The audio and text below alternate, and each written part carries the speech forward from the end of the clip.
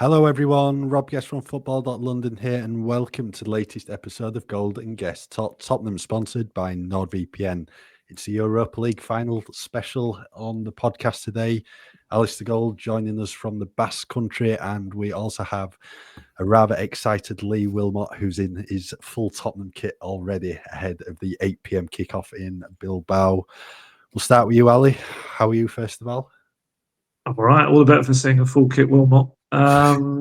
It's a very sunny day. I'm actually, as I incorrectly called it on a podcast a couple of weeks back, in the small town of Vitoria, which is not a small town, as people pointed out, and as I quickly realised, I think it's got a population of about 250,000 people.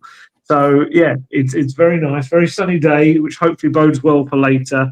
Obviously, was in Bilbao last night for the press conference and training, and that stadium is incredible. It's just an amazing stadium, and hopefully looking forward to a big match. I know the Spurs fans have been enjoying themselves out and about in Bilbao so far, and yeah, it feels like something. It's all building towards something, and hopefully something good.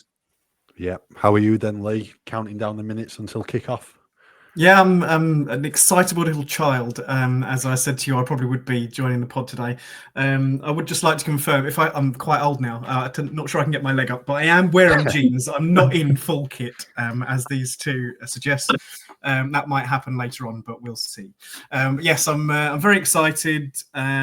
These things don't come around very often for Spurs, so yeah, busy on football.london today. But my shift is due to end at 4 o'clock, so yeah, I'll get in the mood later on once my shift is properly finished. Shin pads and boots then. Later. I'm not sure I own any shin pads anymore, actually. Have you got like a cardboard trophy that you're going to hold up if they win? An inflatable one. Oh, an inflatable one. Nice.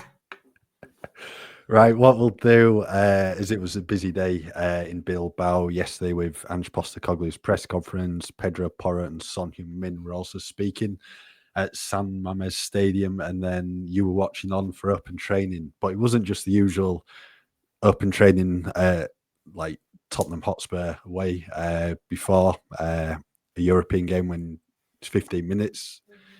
You got to see the full session as well. We will go into that shortly, but first of all, we'll start with what Ange said, and top of the agenda, team news, Lucas Bergvall not available, but Pat Matasar is. Yeah, we're all kind of hanging on that answer. All like waiting to say like Lucas, because obviously Spurs did that little thing of, which was a nice touch, I think, was including everyone that's played a part in this journey, in this competition, have come along on the trip. But that also, as a byproduct, kind of hid the fact that if Lucas was fit, he could have just been one of those players. And I know there were still some people going like, when Postecoglou said yesterday, no, Lucas isn't available, same as we were last week. I mean, there were still some people going like, is he lying? Is he lying? Kind of thing. Is it a big ruse? But then, yes, we saw in open training that he was not out there training at all. He was sitting very sadly on the sidelines, holding a football, just watching. It was like a really kind of sad thing to see this 19-year-old that's played such a big part, swept up all the Player of the Season awards as well, not being able to take part in such a big game. So there was that, and then I double-checked on Pat Matasar with him, and he said, yeah, he's absolutely fine and ready to go. So, yeah, it's a shame. They did massively need Lucas in there. That would have been a massive boost, I think, ahead of it. But we'll see what team they put out. I think he's going to have to jiggle things around a little bit. And, I think certainly a lot of the players we didn't see at Villa Park are going to have a big night in Bilbao, I think. Yeah, does look like Dane Scarlett's back as well. He was involved in the training, so potentially he might be back in the matchday squad. You'd assume he would be as well, just another striker option if needed. But you imagine that in the final minutes. What a storyline that would be. It would be incredible, and you never know, it might come to it. Ange might need to put another striker on the pitch. It could potentially be needed for penalties as well. But I suppose that's been quite a quick recovery, really, because it was only 2 weeks ago, maybe, when Ange mentioned about the groin surgery for him. Or when he mentioned it, yeah. It depends when it actually happened, didn't it? But yeah, I think because we were talking about this, weren't we, Guesty and I? No, it was before we did the pod or on the pod the other day. No, it wasn't just before we did the recordings. We were talking about Lucas as well, potentially coming back, and we did mention Dane. Yeah, because they were both did all of the media stuff, and it almost felt like a just in case thing, didn't it? They kind of did the interview, did the media day kit stuff as well, little shots for UEFA, and you kind of thought, oh, does that mean that they're both potentially in line? And then, with no disrespect to Dane, it was probably the one we least kind of expected to kind of come back was the one that did. So, yeah, who knows? That would have been incredible if in the final moments of the game, he pops up with a winner as a homegrown product. That would be a lovely end to it all. But quite frankly, right now, we'll just take anyone popping up with a last-minute winner. That'd be amazing. You never know as well, because of the issues that are in the midfield area. If Ange is to play both Richarlison and Solanke from the start tonight, if there's the potential of extra time, you might have to see Dane Scarlett being thrown on towards the end just for fresh legs. Maybe. Yeah, there's Son as well. Can he handle 90 minutes? Third game back after injury. He might not see the game out, but there's a lot of options on the bench. Matisse Tell, if he's going to be on the bench, Wilson Odebear as well. I mean, it's a total different scenario to go back to December, January, where there was like barely anyone on the bench and it was full of academy kids. That's just not the case now, but those key players missing, James Maddison, Lucas Bergvall, Dan Kulusevski. I think he's probably the only one we've not seen in any of the shots in terms of the travelling squad who have come over, because there's Radu Dragusin, Sergio Reguilon's not played at all in Europe this season. He's here, Timo Werner, Fraser Forster. Pretty much everyone's come out for it. Yeah, I presume you'd think maybe just recovering from surgery with Decky. That would be the case. I mean, yeah, like you say, even Madders was there with his pillow. His pillow was there and Decky wasn't. Yeah, I would think that's probably what it is. It's just a post-surgery type thing. Maybe he's not cleared to fly. Sometimes that can happen, can't it, after you've had surgery as well? So, yeah, it's a shame that he can't be there, because he's played a big part as well over this season in terms of the European stuff, and especially early in the season in the Premier League as well, before it all went to pot. So, yes, feels odd not to have him here, even for just kind of a bit of a rousing speech in the dressing room. What was it he said to the Swedish team? Wasn't it "Tonight we eat" or something like that, or "Feast"? I can't remember what he did. Yeah, that was it. Tonight we eat.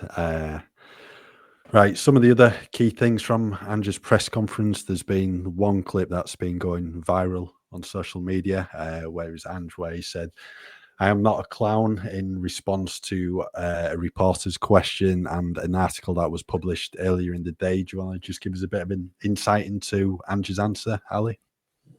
Yeah. Yeah, how do I put this?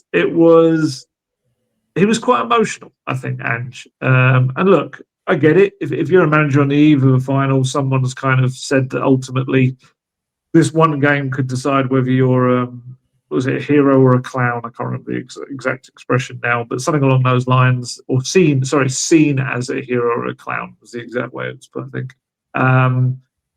That's gonna strike a nerve. That's gonna hit you, and I think it was in the headline as well. So absolutely understand that that's going to grate on you ahead of such a big game as well. But I think it probably still took us by surprise, the way he came at it, and how it was quite emotional for him. He's not the most emotional guy, but he clearly kind of, the way his voice was, it was kind of not quite, well, kind of cracking, I suppose, in some ways. And then later he had other questions where he spoke about his dad and stuff, and you kind of felt his voice cracking again then.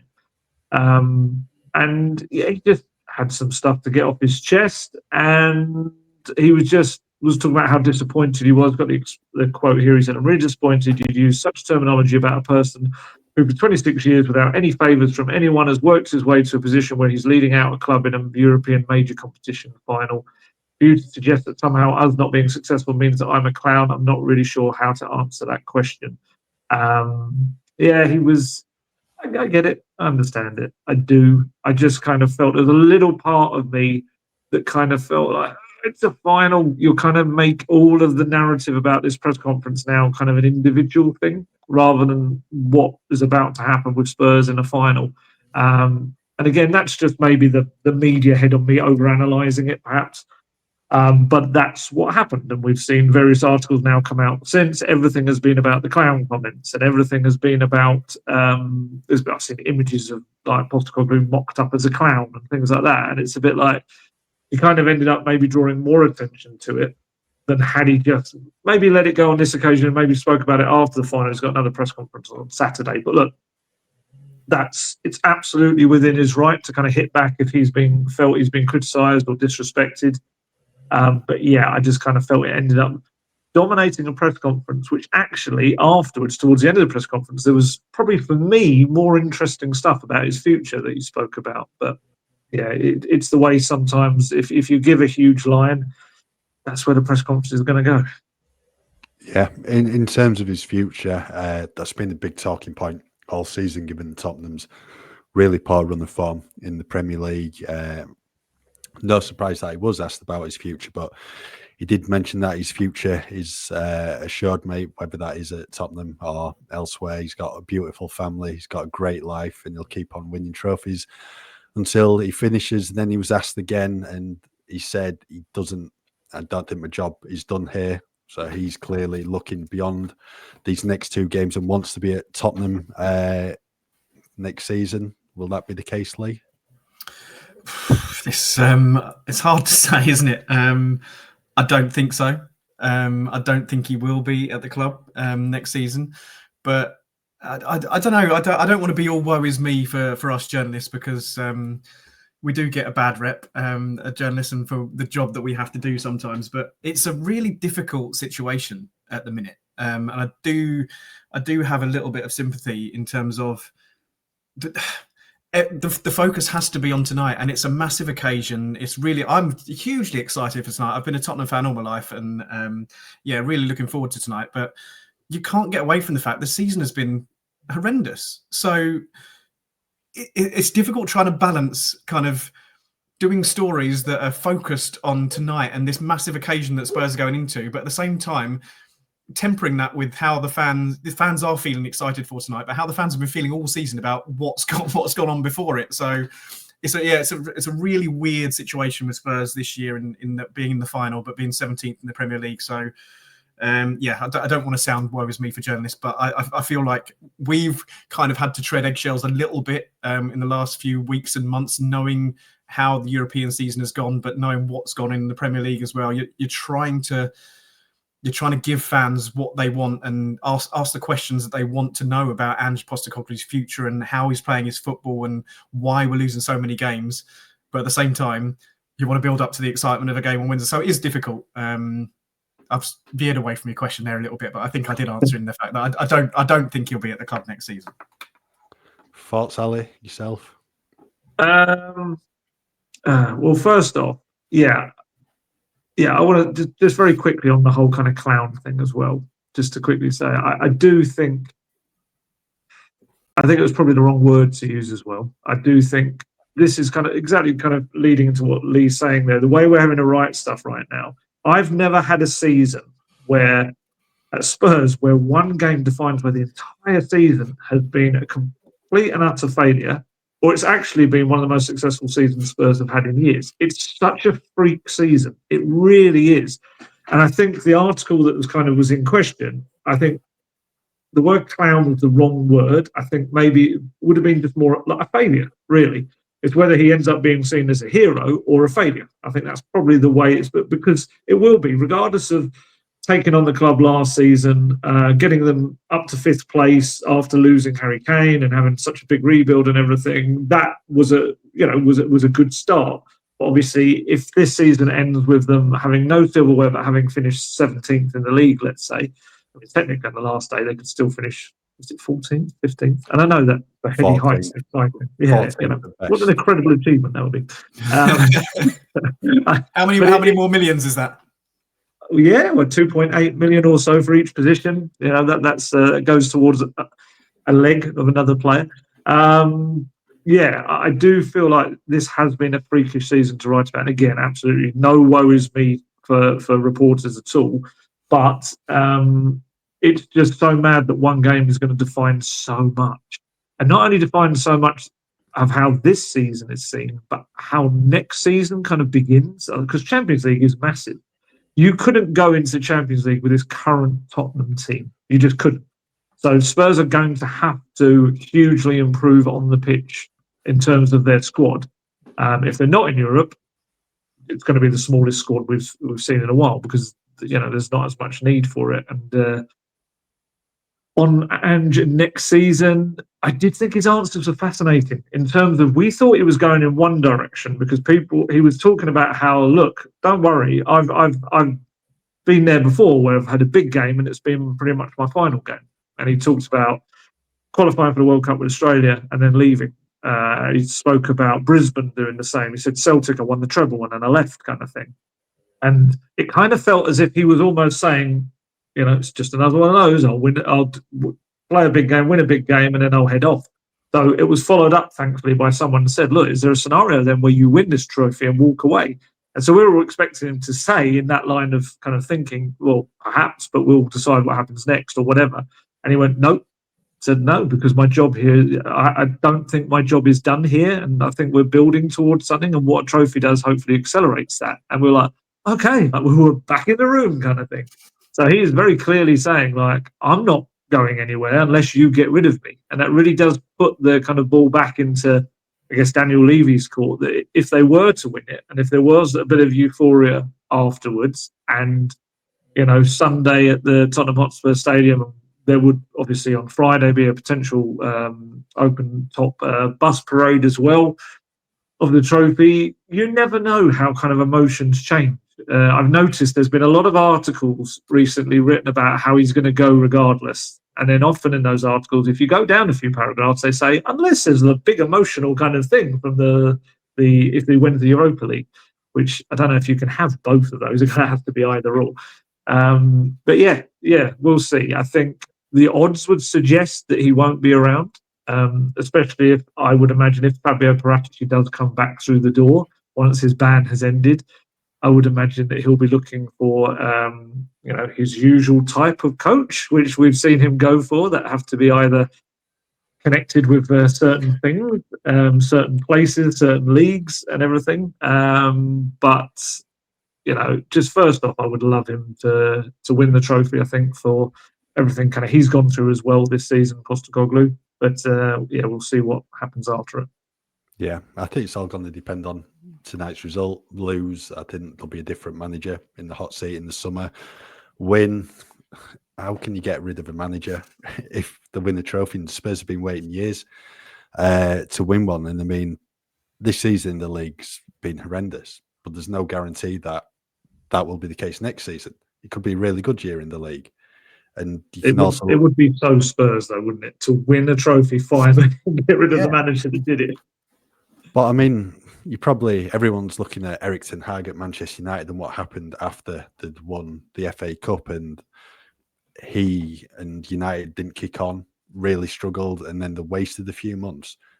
But if you bring a new manager in this summer, you've got to go through a whole new process again with the players, new way of playing.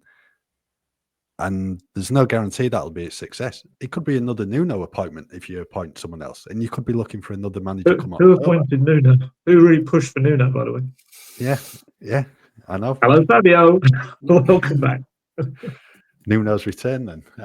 To be fair to Nuno's had a brilliant season, but it has, and may not be at Forest after this season. So, a triumphant return, is that what you're suggesting?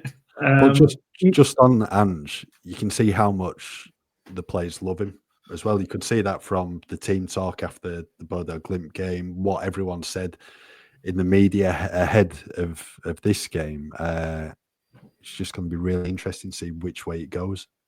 Yeah, I should also point out, if I'm not mistaken on this, pretty much every time Spurs have won a trophy in recent memory, the manager hasn't lasted that long afterwards.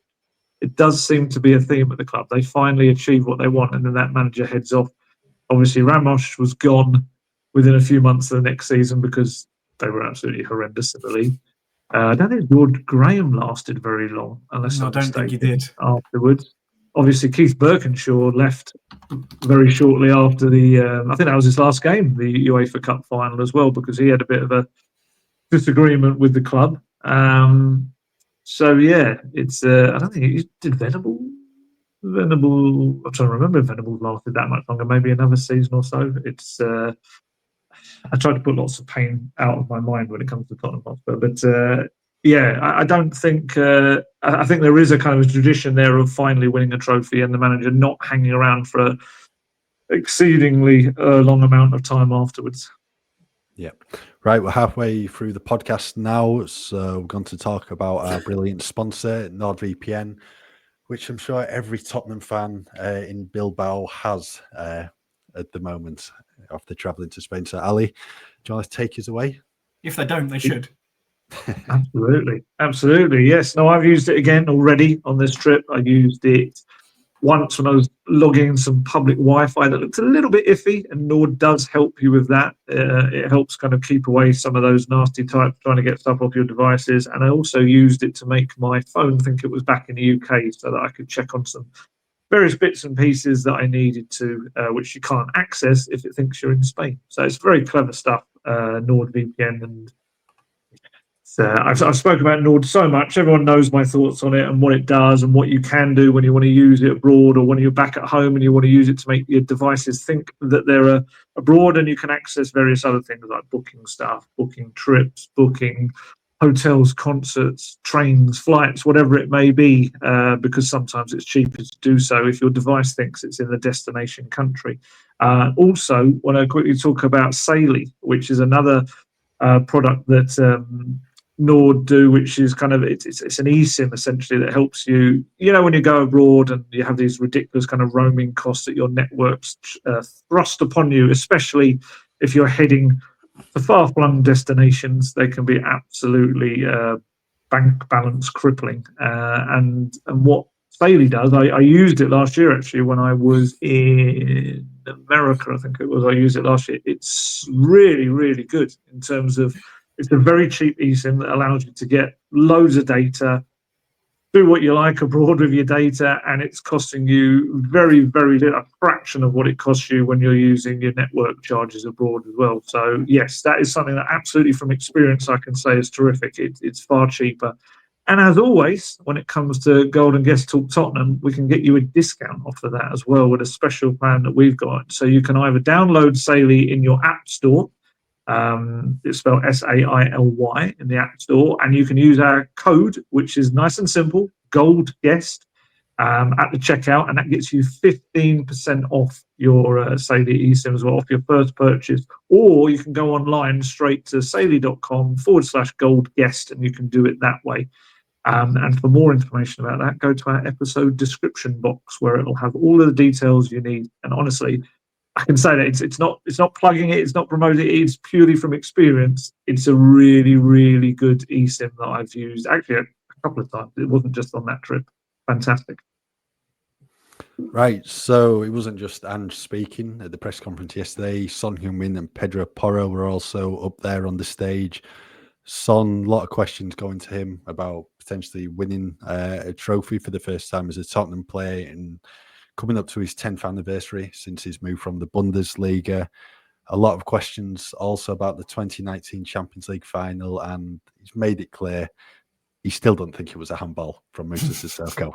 That's because it wasn't.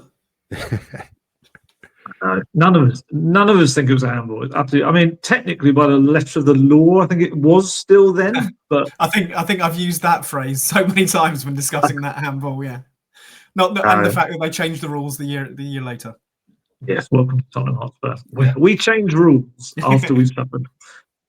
Yeah, Sonny was good. You could tell the kind of difference between the two players that were up in that Sonny, he's used to this kind of exposure. It was a massive press conference room, probably maybe 100 reporters in there from not only Europe but around the world, some Korean reporters as well asking him a couple of questions. And so Sonny's used to that glare. He's used to kind of having to answer honestly, but also diplomatically at times. And yeah, he was quite interesting when talking about that final and just saying, those first 15 minutes can be hugely important in the final, and they can't kind of have what happened last time. And he also spoke about himself as well and how he's a different player, and he actually admitted he was very nervous ahead of that final. Obviously a far younger player 6 years ago. Just couldn't believe that he was in Champions League final, and 6 years on, he's a chap in his 30s now. He's been a captain of club and country. He's far more experienced. He's kind of got to then let that cascade down onto the players as well that he's with. So seeing him and the way he dealt with all the questions was really interesting. And then you had Pedro Porro, he's a lovely chap. He's like a really amiable chap. I think even as he went out, he gave me this big wink because we did like a sit down a couple of months ago. So we had a really good chat, and he was excellent in that. And actually, in that interview, he really impressively spoke in English. Did a really, really good. I mean, sat down with him for probably 40, 45 minutes in all, and my Spanish is non-existent, so I'm always incredibly impressed when someone from another country picks up English. I don't think he's had intensive formal lessons. I think he's just picked it up. But even I think there was a little bit of nerves yesterday, and so being back home in Spain, he chose to do it all in Spanish, and we had to kind of scramble around for the translation, which UEFA do through an app, which was interesting. It's not just like the old days when we used to have it as like an earpiece in your ear. You had to kind of work through your phone and get it, which was a palaver in itself. But yeah, I just thought that was interesting that he did it all in his native tongue, just because I think he just did not want anything to be misconstrued or said or sound the wrong thing that he didn't want it to sound like. But they both spoke well. I asked them both about this. There was a team bonding barbecue that happened at Hotspur Way before they flew out. It was the South American players, three of them, Romero, Bentancur, and Richarlison, kind of spearheaded and organised this barbecue. They've got this really nice barbecue area at Hotspur Way. I think we saw it in the Amazon documentary. Remember when Vertonghen, I think, was getting like a goodbye thing or a frame shirt or signed shirt? I can't remember what it was now. But yeah, it's this really nice area. And Ange had made a big point of really being keen that all the players went there because he felt it was quite important for them. So I asked both Sonny and Porro about it and how important it was. Sonny was like, it was huge. It was like a really good bonding moment. He said, we just switched off. We just talked about our lives and stuff rather than football. And he said, if it just, even in a season where we've been kind of thrown together in tough circumstances, it kind of pushed us even closer. So I thought that was pretty cool, actually, on Romero and Bentancur and Richarlison to kind of really spearhead this idea. It was a nice little moment. But they were both interesting. Obviously, didn't have the fireworks that the Ange press conference did, but both spoke well. And Sonny, look, we talk about narratives and Dane Scarlett scoring. Let's be honest, if Sonny scored and it ended up being the way, if Sonny just lifted that trophy, it would probably make so many people, there would be some non-Spurs fans that would smile at that. Seeing Sonny, 10 years at a club, the happiest, smilingest footballer you'll ever come across, is giving everything to Spurs over the years, comes back from injury. If he were to be able to lift that trophy, it would be incredible, and I would be so, so happy for him. Written in the stars then, Lee? Son getting the winner? Nothing's written in the stars with Tottenham, mate. Come on, don't ask me that question. It would be great though. A Sonny winner, yeah. Whether he's going to be on the pitch or not, we don't know. Obviously, is he going to start or is he going to come on? Will he still be there at the end of the match to score a winner later on or anything like that? We just don't know, do we? So. I just want one moment in the press conference. You spoke about Pedro Porro and that, and there was one moment where he had to ask for a question to be repeated, didn't he? Which I thought was brilliant. Yeah. Was it a foreign journalist? I think asked two questions, one of Sonny and one of Pedro, and then by the time Sonny had finished answering his question, the reporter obviously looked to Pedro, and Pedro's like, "Sorry, I've forgotten. Can you repeat the question, please?" Yeah, really he was a little bit nervous, I think, in an endearing way. Yeah. I think he came across that way. He's always smiling, isn't he? Always smiling on the pitch, unless someone's done something to upset him, obviously. But yeah, he's such as you said, an amicable and likable guy. It was quite nice to see him in a press conference yesterday. So after the press conference, you had open training. It is some stadium, San Mamés. It really is impressive. Yeah, you'd kind of pre-warned me that, it's kind of a terrific stadium. And, we're spoiled with the Tottenham Hotspur Stadium. It's an amazing stadium, one of the best in the world. And obviously we had a couple of years at Wembley, which is like one of the grandest arenas that you can kind of call a club home for a while.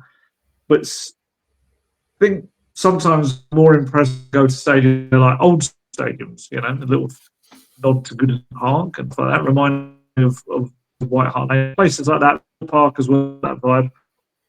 This Sandman Stadium, yeah, it's obviously it's not an older stadium. It's just got this feel about it. It's got something. I'm intrigued to see what the atmosphere is going to be like, because obviously it's very different when it's an athletic game. But when it's going to be tomorrow with what's about 15,000 each of the two sets of fans, and then all of the corporate stuff, whether it's going to have that atmosphere. Do you know what? I think the Spurs fans are going to do a big job tomorrow. I've got a funny feeling. Sorry, tonight. I keep saying tomorrow. Tonight, yeah. I need to turn up. I can't wait another day, Ali. I can't wait another day. It's got to be now. I know. My brain's still in tomorrow mode. But yeah, I think the Spurs fans are going to play a big part tonight. I'm really hopeful of it. Just seeing them out there in Bilbao, I think they're ready for it. Let's put it that way. It's been a lot of years building towards this final. But yeah, stadium's incredible. It's absolutely fantastic. It's going to be a proper, hopefully a cauldron in there of noise.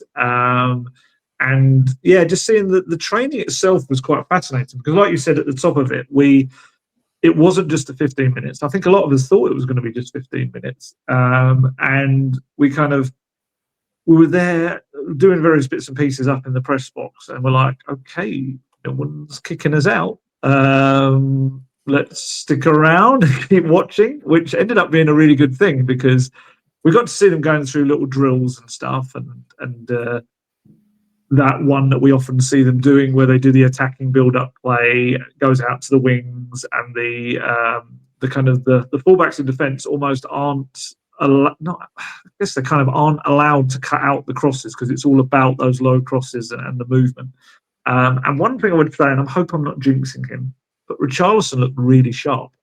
Richarlison put away pretty much every shot that came to him, and they were all in the corners and everything as well.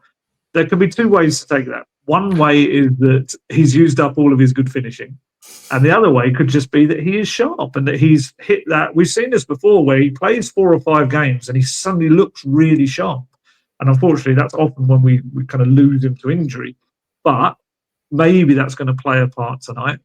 So there was that. Guesty didn't sit forward. There was like, I'm listening. Yeah, I sent Guesty a special video of Richarlison just putting the ball in the corner of the net for him. So that was interesting as well. And then what happened was Ange called like a team talk, called everyone in this big circle around him, and did this big, we couldn't see exactly what he was saying. He's doing this big kind of gesturing kind of team talk, and then lots of pointing, and it looked like quite a passionate thing. We had these monitors that were showing us some of the close-up like faces and stuff of the players.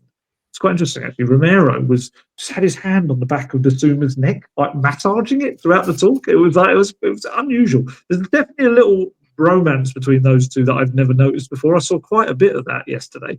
A lot of playing around and pushing each other and joking about and stuff. We kind of guessed, and utterly guessed from this, but we think towards the end of the talk, or after he'd had the talk, that Ange went, right, go out there, just enjoy yourself on this pitch. Go and kind of just do whatever you want to do. Have a laugh out there, play around, do a bit of keepy-uppy and whatever. Whether it is to kind of maybe demystify the place to them, not make it this big, scary final stadium where they were going to play a final or not. That might have been the idea. But the players definitely did that. They went off and they just kind of had a bit of fun out there. I saw, like I say, Bissouma and Romero having a bit of a wrestle. Spencer Richarlison were having a bit of a grapple at one point as well. Odegaard pinned Sarr to the floor at one point. Matisse Tell ran the length of the pitch, booted the ball in the net, and did a Klinsmann-like dive on his front to celebrate. And there was no one around him. Everyone was at the other end of the pitch. They were just all kind of mucking around. And what else happened there? Porro Romero, Bentancur and Danso were doing keepy-uppies for ages after the session had finished. Everyone else had gone in. They were still out there kicking it around. There was a nice moment where Bissouma was sat on a football with Mile Jedinak going through a really kind of, it felt like an intense talk to him, like midfielder to midfielder, kind of, this is what you're going to do tomorrow and how you're going to achieve it kind of thing. Fernando Llorente was down on the sidelines. We saw Sonny and Ben Davies have a big hug with him. Like I said, Lucas Bergvall very sadly sitting there until Madders came along and cheered him up. Ange came over and gave them both a bit of a hug. He gave I think Bergvall had gone off at that point to sign. There were a little line of fans that somehow managed to get in there and were getting stuff signed, which is quite impressive. I don't know if they won a competition or something. But at that point, Madders was on his own. I saw Ange go over and kind of give him like a big hug and like patting him on the chest, talking to him, whatever he was saying. No doubt very disappointed not to be playing a part in this. Yeah, there were loads of little moments. Scott Munn, I had Lang down there as well. Lots of people involved. Saw Postecoglou at the end, went down and had a chat with Munn and Langer. Yeah, there was loads of little things to spot. I'm going to do a piece on it in a minute and try and get as many as I can in there, because it's just like one of those where you're watching something and something happens in another corner and you're like, whoa, what are they doing over there? All these little kind of relationships you never kind of saw it, but it showed how close they are. And if they can take that kind of ease, being at ease like that on that pitch into tonight's game, then they'll be fine. Yeah, just on that team talk Ange did in open training, I just really hope the Spurs media team record the pre-match one later today, because there will be a team meeting, because this could be an all-timer. This speech, we've seen them before on YouTube when he was Australian manager, just how powerful his words are, the players taking every single word. And we saw the post-match one from the Bodo Glimt game, and pretty much every Spurs fan saying they'd run through a brick wall for him, and I really hope Ange can guide Tottenham to the Europa League trophy tonight, just for him as well, because it's an incredible journey he's been on of these 26 years as a manager. But also just because there'll probably be a speech at Tottenham Hotspur Stadium on Sunday at the Brighton game. And we've seen the ones when he was at Celtic after they'd won the Scottish Premier League title. They were incredible and the fans lapped it up. And yeah, like you said, I just hope the media team can record something pre-match and maybe post-match as well. Because I should just say, I forgot to say, when he finished that speech on the pitch last night, the team all were applauding him. So I don't know what he said, but there was kind of a round of applause afterwards. So whatever it was, it hit the right note. Yeah, and hopefully the one pre-match does as well. I mean, don't need to. That's the most important one. For it. Yeah, exactly. It's final, isn't it? But Ange will just G him up. They'll be ready to go well before 8 o'clock. They'll be ready to go to war. I think Mile Jedinak said that before in one of the Australia speeches. He'd done it well before kickoff, and the players were ready there and then to play. Nice. Right then, in terms of the teams on football.london, I think it was yesterday morning, we made our team selections. We went with the same, Ali. Wilma went with something slightly different with Pat Matassar in midfield, dropping Richarlison. Shocking. Are you sticking with that one? Any changes? I'm not sure. I just wondered if he might go a bit more, not pragmatic, but I thought with Sarr in there, just offered a little bit more in terms of kind of help for the defence and a bit of energy in there with Sarr as well. I just think if you play Solanke, obviously you've got the option to go 4-2-3-1 or 4-4-2 if you play Solanke and Richarlison. So there is that bit more dynamism with that lineup.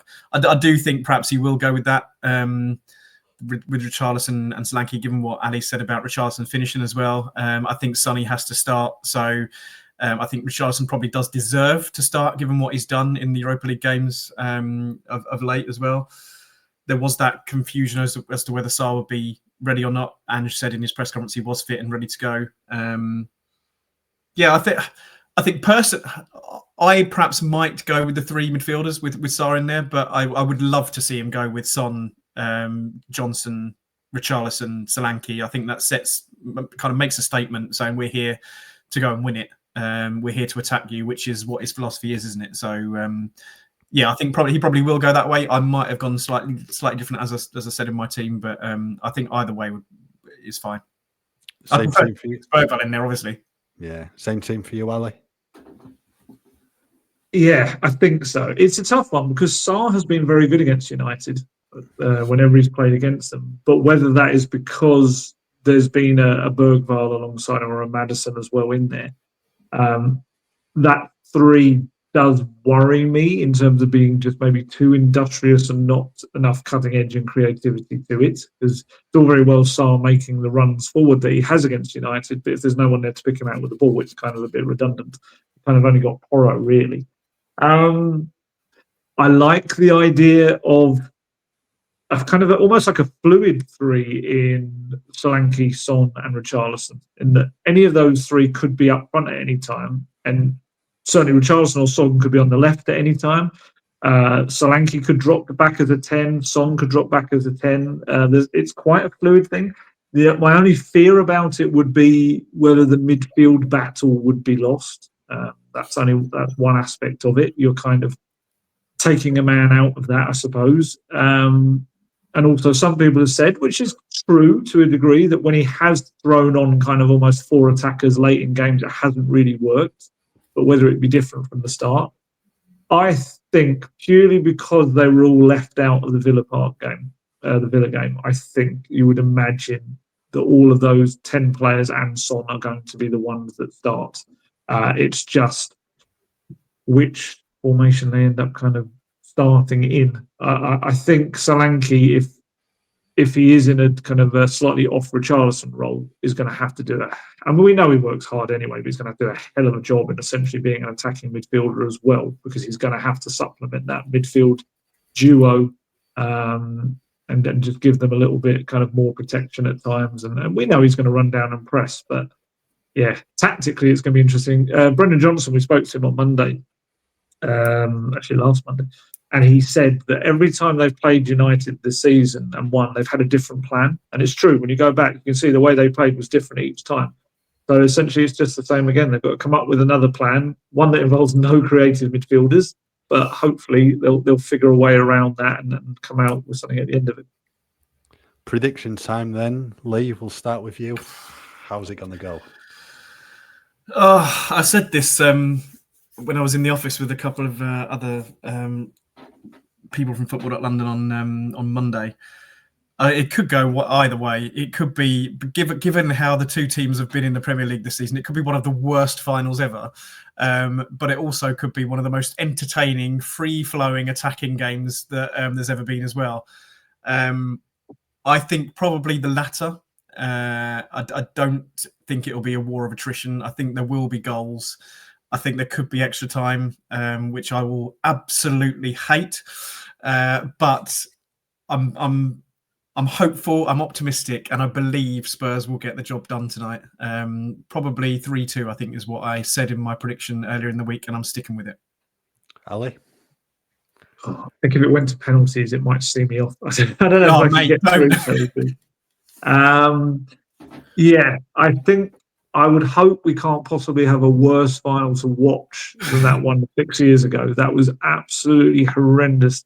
Was it 3 weeks after the end of the season? Both teams had no rhythm, no sharpness. It was dreadful. And obviously that early penalty just killed all vibes in the game pretty much. So yeah, I hope Spurs are able to give a better account of themselves tonight. And I think, like Lee said, it could be a little bit of a chaotic end-to-end kind of thing. But I'll go for a little bit of lower one. I'll go for 2-1 Spurs would be lovely. Yeah. What about you, Guesty? Yeah, I said 2-1 as well. Richarlison winner. But I think Tottenham fans will take anyone scoring. Oh, yeah. I think Matisse Tell might have a say on this if he comes off the bench. We've not seen it really click for him in the final third, but he puts in a lot of effort and, scored the winner. Got to make his move permanent then. He's been so bright, as you say. It hasn't quite worked in front of goal for him, but he's been so bright, and you're kind of just waiting for him to burst into something, aren't you? And yes, there is only 1-2 games left of the season, but what a way to burst onto the scene for Spurs that would be tonight. Yeah, honestly, you get so many times as an unexpected hero in a final, and this could be one of those. Yeah, a repeat of the win at Old Trafford end of September. That'd do nicely when Spurs just played United off the park. But I think it's going to be a really entertaining final. I know everyone said because the 16th and 17th respectively in the Premier League, it's got to be the worst ever Europa League final. But that probably could make it the best one. Yeah, because we've seen what they've been like in Europe. Really looking forward to it. And yeah, we'll be back later this week, hopefully, to talk about Tottenham winning the Europa League and back in the Champions League next season. As ever, just keep with us at football.london over the course of the day. There's going to be so much content around the final going out. We've got the live blog going out a lot earlier than usual. Ellie's going to be providing us with a lot of colour from the San Mamés Stadium, and there's going to be everything on football.london. So just keep with us for all your latest Tottenham news. You can either download Saily in your app store and use our code GOLDGUEST at the checkout to get an exclusive 15% off your first purchase, or online you can go straight to saily.com/goldguest. For more information, please go to our episode description box.